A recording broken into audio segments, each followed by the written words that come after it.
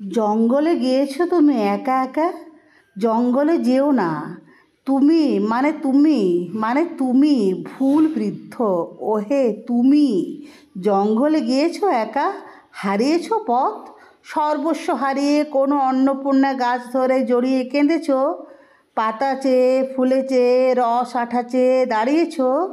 ঠায় গাছ যেভাবে দাঁড়িয়ে আছে বহুদিন ধরে একা, তার আরশি হয়ে, পাড়াচোটা আরশি হয়ে, স্মৃতির সিঁদুর হয়ে, পার আলতা হয়ে তুমি দাঁড়িয়েছো কি না নিজেও জানো না।